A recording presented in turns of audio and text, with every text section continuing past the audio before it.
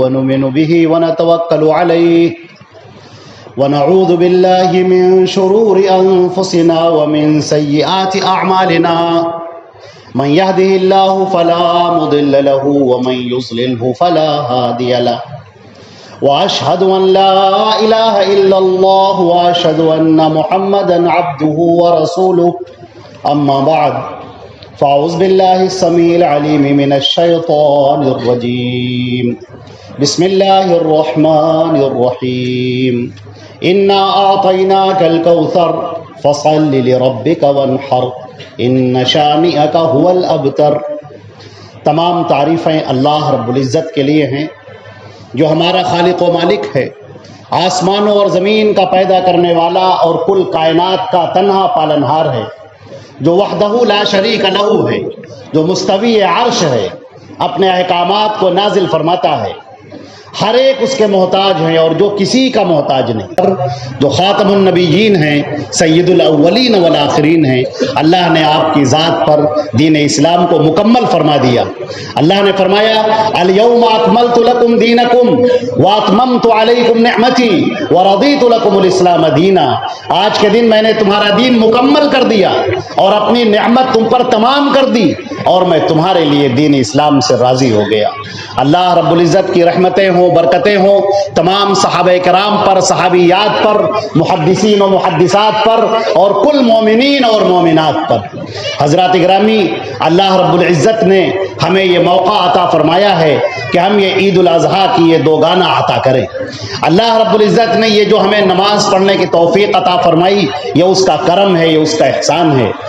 اللہ رب العزت نے سورۃ الکوثر میں جو ارشاد فرمایا انا اعطیناک الکوثر، اے نبی ہم نے آپ کو نہر کوثر عطا کی ہے۔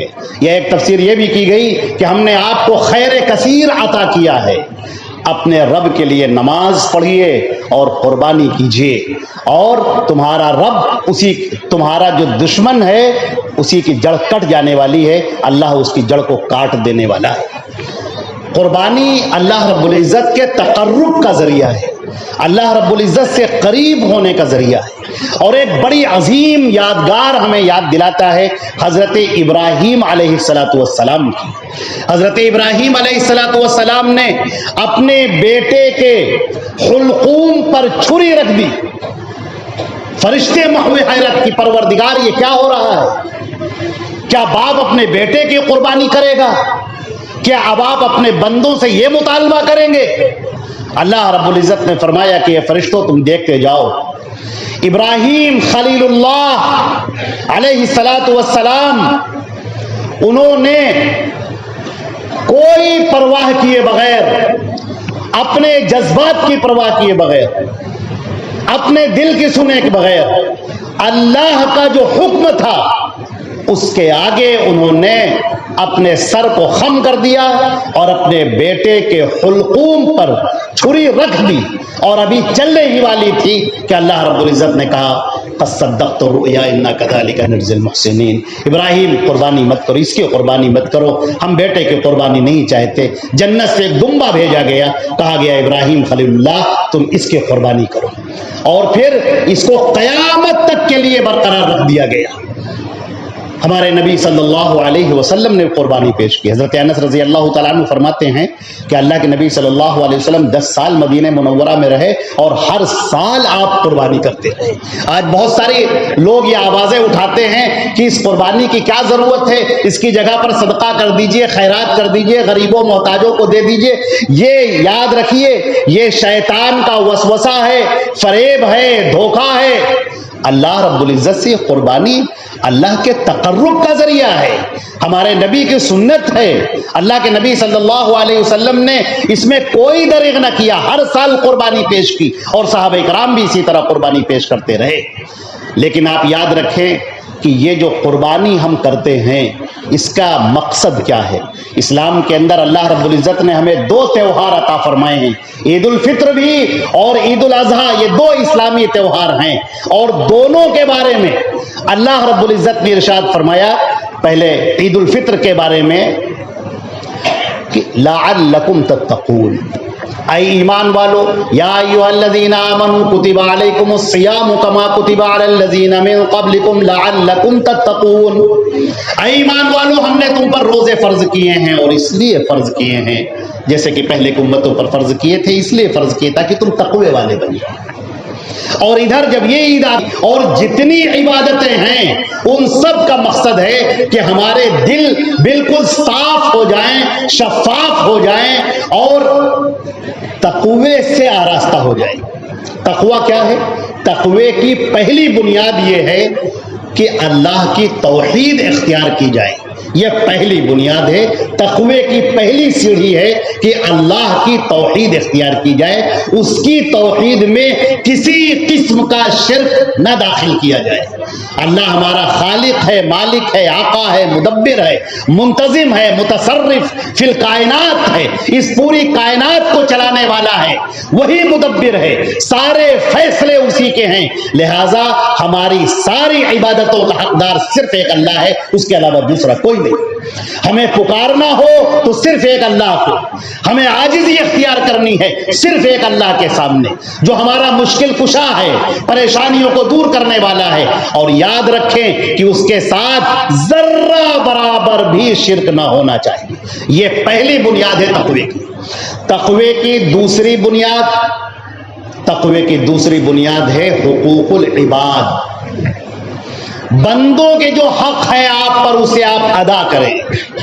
اللہ کا حق، اللہ کے نبی حضرت محمد مصطفیٰ صلی اللہ علیہ وسلم کے امتی ہونے کا حق، ان کی رسالت کو تسلیم کرنے کا حق، یہ سارے حقوق ہمیں یہ بتاتے ہیں کہ ہم اللہ کے حق کو ادا کرنے کے ساتھ ساتھ حقوق العباد ادا کرنے والے بن جائیں۔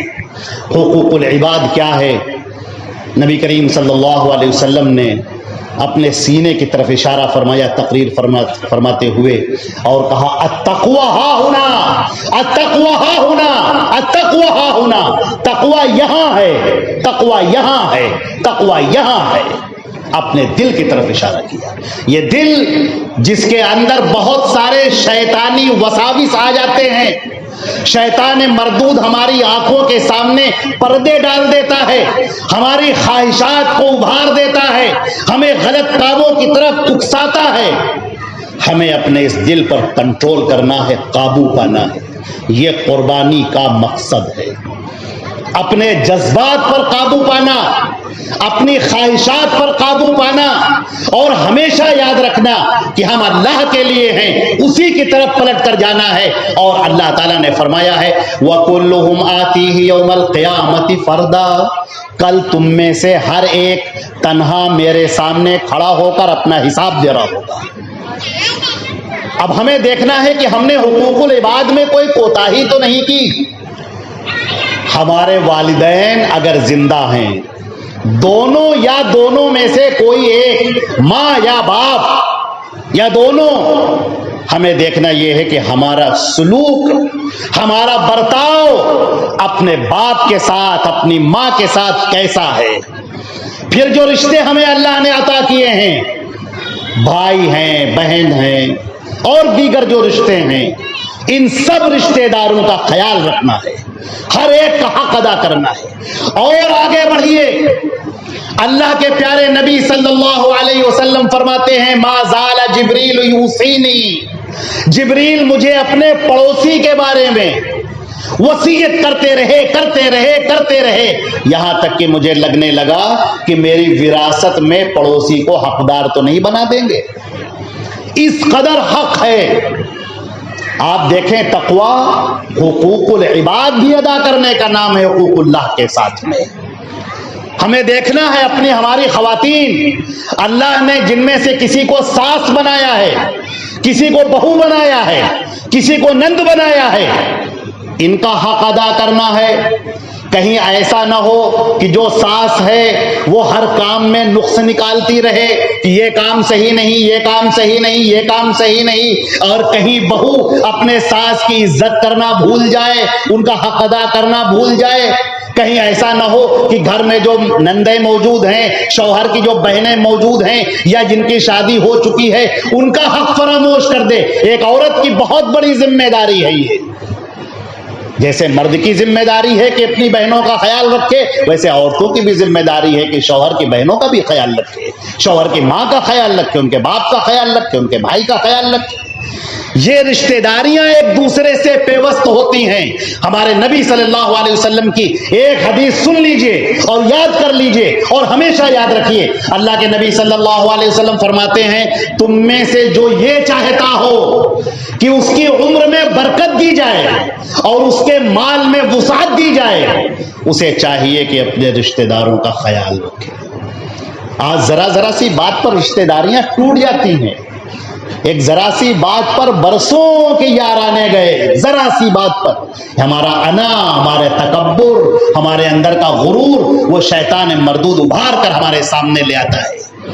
خبردار، قربانی کا مقصد ہی یہی ہے کہ دیکھو تم یہ جانور قربان کرنے جا رہے ہو، یہ تو علامت ہے، علامت ہے۔ یہ بندہ اللہ کے سامنے کہتا ہے کہ اے میرے رب، اے بار الہ، اے مالک الملک، تو نے مجھے یہ حکم دیا کہ اس جانور کی قربانی کرو۔ اے اللہ، ہم اس جانور کی قربانی کر رہے ہیں۔ اے اللہ، ہم تیار ہیں، یہ میرا نفس، میری جان، میرا مال، سب اے پروردگار تیرے حکم پر قربان ہے۔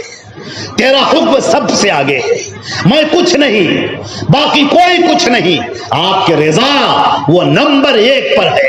اے اللہ، میں بالکل تیار ہوں، میری نماز بھی، میری قربانی بھی، میری تمام طرح کی عبادت بھی، وہ محیایا و مماتی، میری زندگی بھی، میری موت بھی، اے اللہ سب تیرے لیے ہے، سب تیرے نام پر قربان ہے۔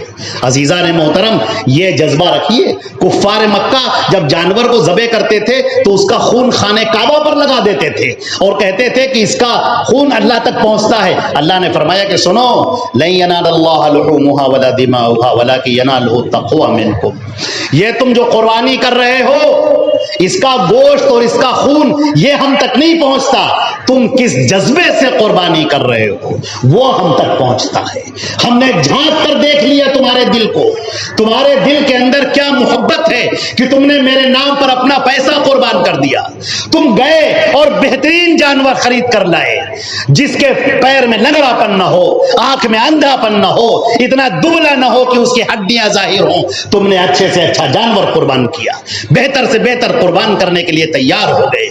ہم نے تمہارے دل کے اندر وہ تقوی دیکھ لیا، اس کے بنیاد پر تمہیں میرا تقرب ملے گا، اس کے بنیاد پر تمہیں جنت الفردوس ملے گی، اس کے بنیاد پر تمہیں ہماری رحمتیں ملیں گی۔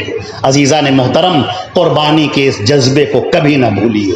اللہ کے حق کو ادا کرنا، اس کے نبی کے حق کو ادا کرنا، اور حقوق العباد جو بندوں کے درمیان ہیں ان سارے حقوق کو ادا کرنا، یہ ہماری ذمہ داری ہے۔ ایک بات عرض کرنا چاہتا ہوں، ہم اور آپ سب ایسے ہیں جیسے امتحان ہال میں بیٹھے ہوئے بچے ہوتے ہیں، اسٹوڈنٹ ہوتے ہیں۔ 3 گھنٹے کا یا 2.5 گھنٹے کا 2 گھنٹے کا وقت ملتا ہے اور اپنی کاپی پر، نوٹ بک پر وہ لکھتے ہیں، جو وہ لکھتے ہیں اسی کی بنیاد پر فیصلہ ہوتا ہے۔ استاد پاس بھی کرنے والا ہے، فیل بھی کرنے والا ہے، وہی پاس کرتا ہے، وہی فیل کرتا ہے، لیکن اس کی کچھ نہ کچھ بنیاد ہوتی ہے۔ اسی طرح اللہ رب العزت کسی کو جنت میں داخل کرے گا، کسی کو جہنم میں داخل کرے گا، لیکن اس کی بنیاد ہوگی۔ اس کی بنیاد یہ ہم دنیا کے اندر تیار کر رہے ہیں۔ اللہ کے ساتھ شرک کیا تو جنت کے دروازے بند ہو گئے، جہنم کا دروازہ کھل گیا۔ اللہ کے شرک سے پرہیز کرنا ہے۔ ہمارے نبی کی یہ دعا یاد رکھیے، اے اللہ میں تجھ سے اس شرک سے معافی مانگتا ہوں جو میں جانتا ہوں، اور اس شرک سے معافی مانگتا ہوں جو میں نہیں جانتا ہوں۔ شرک کو سمجھنے کی کوشش کریں، توحید کو سمجھنے کی کوشش کریں، یہ ہماری بنیاد ہے، یہ امتحان میں کامیاب ہونے کی بنیاد ہے۔ حقوق العباد کو ادا کریں، اپنی قربانی کے مقصد کو سمجھیں۔ قربانی آپ کریں، خود بھی گوشت کھائیں، یہ اللہ کا احسان ہے، خود بھی کھائیں، دوست احباب کو کھلائیں، غریبوں محتاجوں فقراء میں تقسیم کریں۔ اور ایک بات کا خیال رکھیں کہ جب ہم قربانی کر رہے ہوں تو ہماری وجہ سے کسی کو تکلیف نہیں ہونی چاہیے، اس کی جو غلاظتیں ہیں، جو آلائشیں ہیں، قربانی کا جو سامان ہے اس کی کھال یا اس کا اندر کا نکلی ہوئی چیزیں وہ ہم باہر نہ پھینکیں، سڑکوں پہ نہ پھینکیں، ادھر ادھر نہ ڈالیں جس کی وجہ سے بدبو پھیل رہی ہو اور ماحول خراب ہو رہا ہو، گندگی ظاہر ہو رہی ہو۔ طہارت اور پاکیزگی یہ تو ہمارا آدھا ایمان قرار دیا گیا ہے، یہ تو ہمارے ایمان کی بنیاد ہے۔ ارے ہم تو نماز بھی پڑھنے آتے ہیں تو پہلے وضو کر کے آتے ہیں، پاک و صاف ہو کر آتے ہیں، تو پاکیزگی یہ تو ہمارا آدھا ایمان ہے، یہ تو ہمارا ایمانی تقاضا ہے۔ لہٰذا قربانی کر کے وہ آلائشیں ادھر ادھر مت ڈالیں، اچھے طریقے سے قربانی کریں اور جو بھی گائیڈ لائن ہے اس کی پابندی کریں۔ اللہ رب العزت ہم کو اور آپ کو عمل کرنے کی توفیق عطا فرما۔ اے اللہ تو اپنے فضل و کرم سے ہم سب کے قربانیوں کو قبول فرما۔ اے اللہ جو لوگ قربانی نہیں کر سکے ہیں، اے اللہ ان کے جذبے ہیں، اے اللہ تو بہت دینے والا ہے، اے اللہ ان کے جذبوں پر عطا فرما دے، اے اللہ ان کی نیتوں پر عطا فرما دے، اے اللہ اس امت کے ساتھ بھلائی فرما دے، اے اللہ رحمتیں نازل فرما دے، اے اللہ پوری دنیا کے اندر جہاں جہاں پر بھی اے اللہ اہل اسلام ہیں، اے اللہ ان پر اپنی رحمتیں نازل فرما، خصوصی طور پر اور عمومی طور پر اے اللہ اپنی رحمتیں ہر ایک پر نازل فرما۔ اے اللہ اس دنیا کے ہر باشندے پر، ہر شہری پر، ہر شخص پر اے اللہ اپنی رحمتیں نازل فرما دے۔ اے اللہ ہمارے اس ملک کو ترقی عطا فرما دے، امن و امان عطا فرما دے، بلندیاں اور عزتیں عطا فرما دے۔ اے اللہ یہاں پر سکون اور اطمینان اور خوشحالی عطا فرما دے۔ اے اللہ ہماری عبادتوں کو قبول فرما۔ اے اللہ ہم میں سے جو پریشان حال ہیں ان کی پریشانی کو دور فرما دے۔ اے اللہ ہماری جو بچیاں بے نکاحی بیٹھی ہیں، اے اللہ غیب سے ان کے لیے بہترین جوڑے عطا فرما دے۔ اے اللہ جن کی شادیاں ہو چکی ہیں، اے اللہ ان کی زندگی خوشحال بنا دے، انہیں اولاد سے نواز دے۔ اے اللہ جو مقدمات میں گرفتار ہیں، اے اللہ ان کو مقدمات سے خلاصی عطا فرما دے۔ اے اللہ جو بیمار ہیں، جو آزار ہیں، پریشانیوں میں گرفتار ہیں، اے اللہ ان کی پریشانی کو دور فرما دے۔ اے اللہ اپنے فضل و کرم سے ہم سب کے عمروں میں صحت کے ساتھ برکت عطا فرما، جب تک ہم زندہ رہیں اسلام پر زندہ رہیں، اور جب ہماری موت آئے اے اللہ ایمان پر موت آئے، توحید پر موت آئے، اے اللہ ہمیں اس کی توفیق عطا فرما۔ اقول قولی ھذا والسلام علیکم ورحمۃ اللہ وبرکاتہ۔